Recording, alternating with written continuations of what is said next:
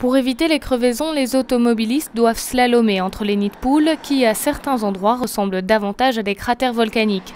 Mais la ville de Bruxelles annonce qu'un réasphaltage complet de la chaussée débutera au printemps. D'ici la fin 2012, tout sera réasphalté. Je sais que ça a pris beaucoup de temps, je sais que ça pose beaucoup de problèmes, mais il a fallu passer par ces négociations qui ont pris du temps. On a aussi parlé du marquage, on a parlé de la signalisation, on a parlé, vous savez, il y a des problèmes de stationnement, il y a des problèmes de sécurité avec le stationnement intempestif des camions sur la chaussée ici. En attendant le nouveau revêtement, l'échevin des travaux publics le promet, tous les nids de poules de la chaussée seront rebouchés. Mais côté Bruxelles seulement, surréaliste en effet, la chaussée est à cheval sur 3 communes flamandes et sur la ville de Bruxelles. Alors quand il s'agit d'interventions rapides, c'est chacun de son côté. La moitié de la chaussée, c'est sur le territoire de la ville. L'autre moitié, c'est sur le territoire de 3 autres communes, donc Wemmel, Grimbergen et Vilvoorde. Nous, en ce qui concerne les nids de poules, nous ne pouvons faire que la partie qui est sur notre territoire, donc chacun chez soi.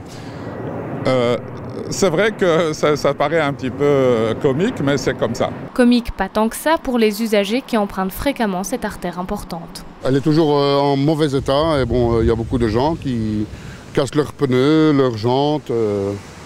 Ouais, c'est vraiment scandaleux. Heureusement qu'on ne peut rouler qu'à 50 km/h et 30 km/h dans le centre, parce que ça nous permet de pouvoir avoir les yeux se river sur la chaussée, parce que c'est obligatoire. Il y a beaucoup de trous, ça c'est vrai. J'ai déjà cassé 2 pneus déjà. Voilà, ça sera tout. Est-ce que vous avez entrepris des démarches pour vous faire rembourser?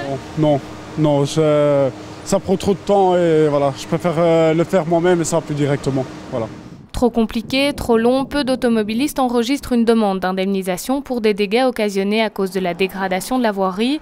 Pourtant, dans la majorité des cas, l'automobiliste est dédommagé. Il suffit d'envoyer un courrier et de s'armer d'un peu de patience. La première chose qu'ils doivent faire, c'est appeler la police pour faire les constatations nécessaires. C'est très important parce que comme ça, il n'y a plus de discussion sur la survenance même de l'accident, sur l'endroit où il a lieu, la date, etc.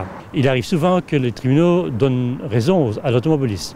Donc il ne faut pas croire que procéder contre une commune, que c'est inutile, que c'est peine perdue.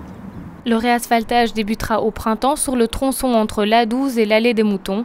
Début 2012, le reste de la chaussée à la hauteur de Wemmel et de Grimbergen bénéficiera à son tour d'un nouveau revêtement.